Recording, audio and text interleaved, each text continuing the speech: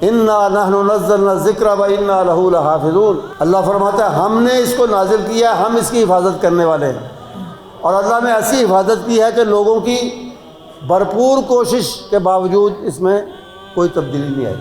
اس کی شہادت اس کے مخالف بھی دیتے ہیں۔ ہمارے بزرگوں کے مولانا ابراہیم میرے جد امجد سے مولانا میر سیال کوٹی رحمۃ اللہ علیہ، ان کے کتب خانے میں سیرت نبوی پر ایک انگریز کی لکھی ہوئی کتاب ہے پرانی، لائف آف محمد صلی اللہ علیہ وسلم، نبی کریم صلی اللہ علیہ وسلم کی لائف پر، یعنی آپ کی زندگی پر یا سیرت پر اس نے لکھا۔ اس کا نام تھا ولیم میور، اور تھا وہ اسلام کا مخالف، مستشرق تھا۔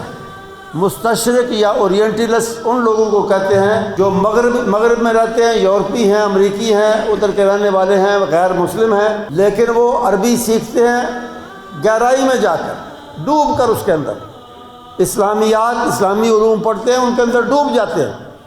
مقصد یہ ہوتا ہے کہ اس میں سے اعتراض کی کوئی بات نکالیں، اسلام پر، قرآن پر، مسلمانوں پر، ان کے دین پر کوئی اعتراض کی باتیں نکالیں، اس کے لیے وہ پڑھتے ہیں۔ لیکن ان میں سے کئی ایسے ہیں جو اعتراض کی نیت سے، مخالفت کی نیت سے انہوں نے پڑھا، اور پھر ایسا ان پر اثر ہوا کہ وہ خود مسلمان ہونے پہ مجبور ہو گئے۔ ولیم میور مسلمان تو نہیں ہوا، لیکن اس نے مخالفت کرتے کرتے، مخالفت میں کئی باتیں لکھتے لکھتے، حق کی بات بھی اس کے قلم سے یا اس کی زبان سے نکل گئی۔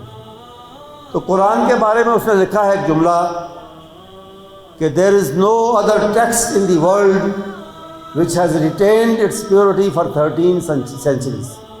آج ہم 14.5 صدیوں کی بات کرتے ہیں، اسلام کو آئے ہو گئی ہے ماشاءاللہ، لیکن یہ 1860 میں کتاب چھپی تھی، 1860 میں اس نے لکھا تھا۔ تو اس لیے اس نے لکھا کہ 13 صدیاں گزرنے کے باوجود یہ واحد کتاب ہے دنیا کی کہ جس کے اندر کوئی تبدیلی نہیں ہوئی، جس کے اندر کوئی شوشہ اور کوئی زیر زبر بدری نہیں۔